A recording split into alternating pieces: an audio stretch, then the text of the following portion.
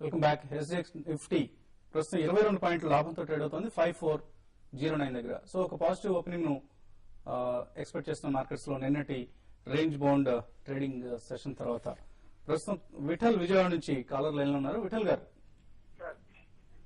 చెప్పండి. విఠల్ సార్ నమస్తే అండి. సార్ ఇప్పుడు వెండి కొనుక్కోవచ్చా అండి ప్రాక్టికల్స్ గా? వెండి అండి? అవును సార్ వెండి. ఓకే, అంటే ఇన్వెస్ట్మెంట్ కోసం తీసుకుందాం అనుకుంటున్నారా? ఇన్వెస్ట్మెంట్ కోసమే సార్. ఓకే, వెండి ఏ రూపంలో తీసుకుంటారండి? వెండి కొనేటప్పుడు మీరు ఫిజికల్ గా తీసుకుంటారు సార్. ఫిజికల్ గా తీసుకుంటారు.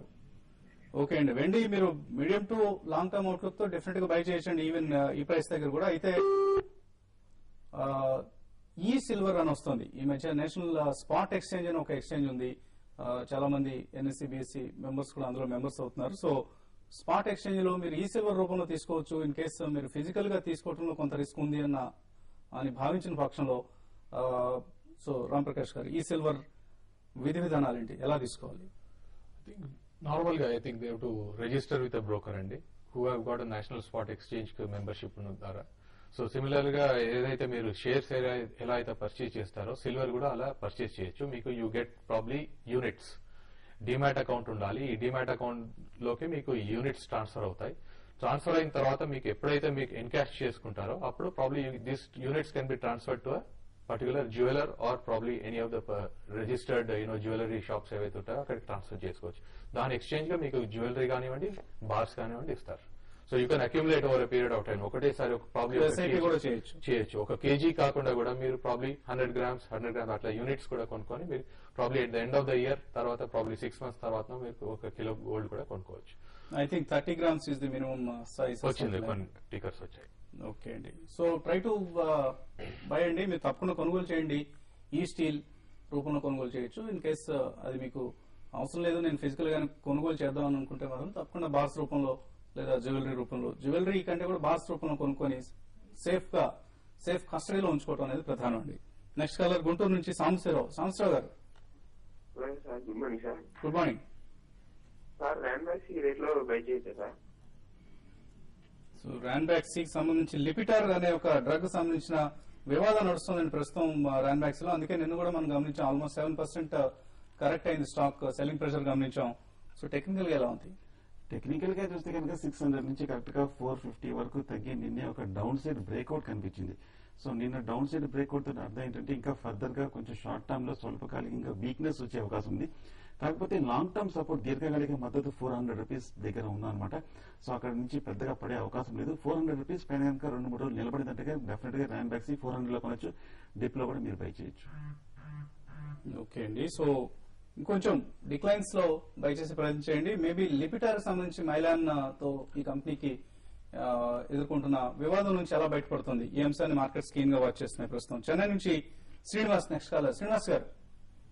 Good morning sir. అది ట్యాక్స్ మ్యూచువల్ ఫండ్స్ లో ఏది బెస్ట్ అంటారు? నేను Sundaram mutual funds, very tax saving funds లో చేశానండి. నెక్స్ట్ ఇయర్ ఎట్లా పెట్టుకుంటున్నాను?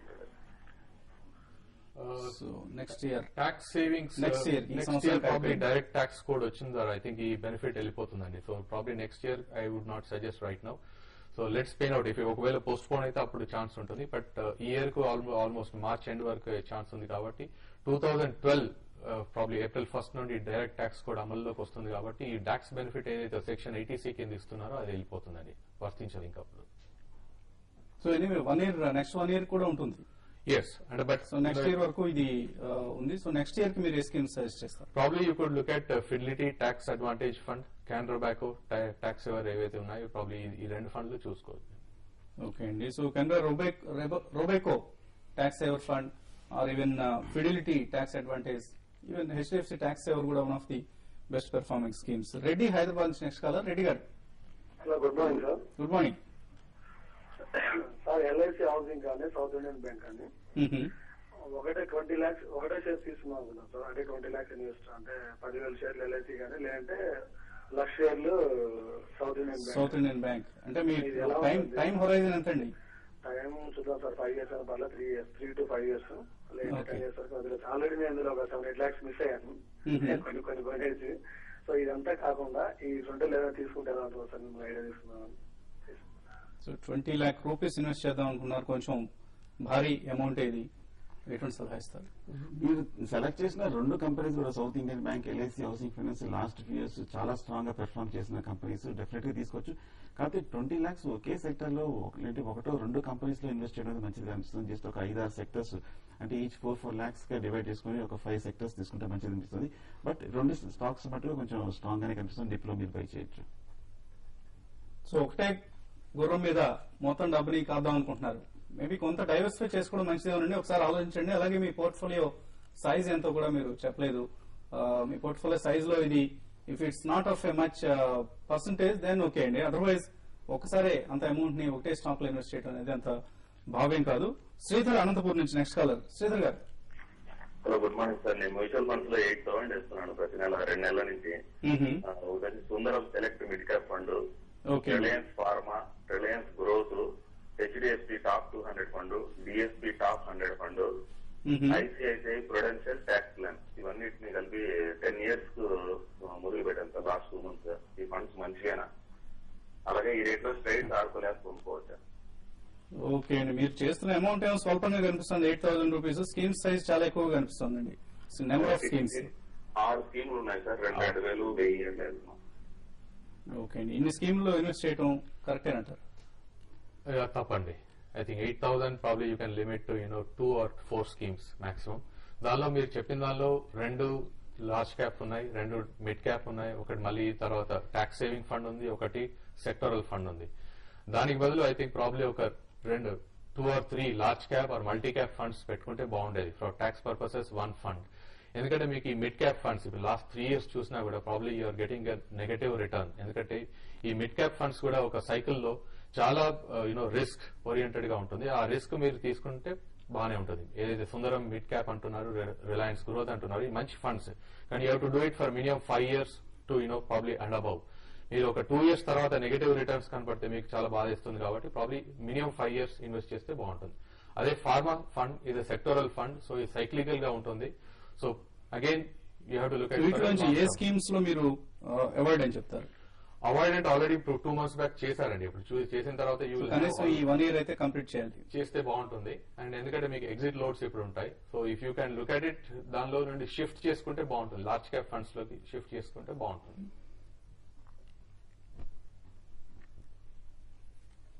ఓకే అండి, నెక్స్ట్ కాలర్ రియాజ్ హైదరాబాద్ నుంచి. రియాజ్ గారు. సార్ నమస్కారం సార్. నమస్తే సార్, నేను రియాజ్ మాట్లాడుతున్నాను అండి, హైదరాబాద్ కి. అడగండి రియాజ్. సార్ నేను యాక్చువల్లీ అబ్రాడ్ వెళ్తున్నానండి, Gulf country after 2 weeks like that. అయితే నేను డిమాట్ అకౌంట్ ఇవన్నీ ఇక్కడికి పూర్తి చేసుకొని అక్కడికి వెళ్ళి ఇన్వెస్ట్ చేయాలనుకుంటున్నానండి. అయితే కొంచెం మీ అడ్వైస్ కావాలండి, ఏ షేర్స్ బాగుంటాయి, ఎట్లా స్టార్ట్ చేయాలని. It is the first time going to start now. Okay, అంటే మీరు ఏం చేస్తుంటారండి అబ్రాడ్ లో? ఏం చేస్తారు వెళ్ళిన తర్వాత? I working as purchase officer అండి, కన్స్ట్రక్షన్ కంపెనీలో. ఓకే అండి, సో ఎంత అమౌంట్ ఇన్వెస్ట్ చేద్దాం అనుకుంటున్నారు ఫ్యూచర్ లో? I start with like some 25,000 rupees అట్లా స్టార్ట్ చేస్తానండి. మళ్ళీ తర్వాత I can increase upon my capacity. Okay, కొంచెం అడ్వైస్ చేయాలండి, అంటే ఎట్లా ఏ షేర్స్ తీసుకుంటే బాగుంటాయి, ఎట్లా చేయాలంటే. ఓకే అండి, ఎనీవే మీరు ఫస్ట్ ఆఫ్ ఆల్ మీరు అనుకుంటున్నట్లుగా డిమాట్ అకౌంట్ ప్రారంభించిన ఒక రెప్యూటెడ్ బ్రోకింగ్ కంపెనీ దగ్గర. ఓకేనండి, డిమాట్ అకౌంట్ ఓపెన్ చేసిన తర్వాత ఆఫ్ కోర్స్ మీరు ఫారిన్ వెళ్ళిన తర్వాత మీరు ఇన్వెస్ట్ చేయగలను అంటున్నారు కాబట్టి ఫస్ట్ ఆఫ్ ఆల్ ఈ ఫార్మాలిటీస్ అన్ని కంప్లీట్ చేసుకుని వెళ్ళండి. తర్వాత ఇక్కడే ఒక బ్యాంక్ అకౌంట్ స్టార్ట్ చేయండి. అలాగే బ్యాంక్ అకౌంట్ కు మీ డిమాట్ అకౌంట్ ను లింక్ చేస్తూ ఒక ఫెసిలిటీ ఉంటుంది, ఆ ఫెసిలిటీని కూడా వినియోగించుకోండి. తర్వాత మీరు ఆన్లైన్ కొనుక్కోవచ్చండి. సో ఎప్పటికప్పుడు TV5 బిజినెస్ బ్రేక్ఫాస్ట్ మాత్రం మార్చేస్తూ ఉండండి. మనం ఎప్పటికప్పుడు ఇచ్చే ఇన్వెస్ట్మెంట్ కాల్స్ ని మీరు వినియోగించుకునే ప్రయత్నం చేయొచ్చు. అలాగే TV5money.com లో ప్రాఫిట్ యువర్ ట్రేడ్ అన్న శీర్షికలో సబ్స్క్రిప్షన్ కూడా తీసుకోండి. Anyway don't miss out to watch TV5. మనం రెగ్యులర్ గా ఇచ్చే కాల్స్ ని తీసుకోండి. సో ఫైనల్ గా ట్రేడర్స్ కి ఎటువంటి సలహా ఇస్తున్నారు?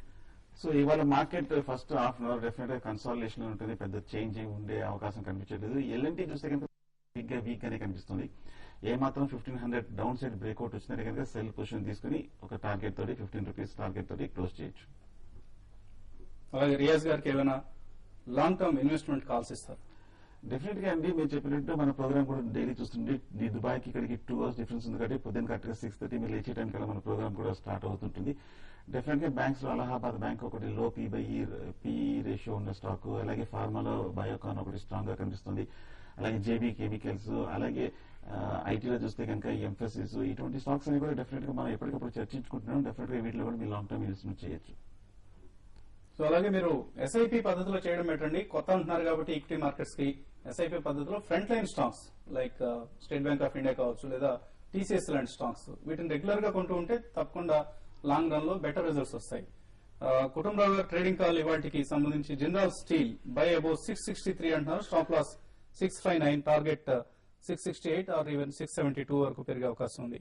అపోలో టైర్స్ 6350 పైన కొనమంటున్నారు, stop loss 62, target 66 or even 67 వరకు వెళ్లే అవకాశం ఉంది.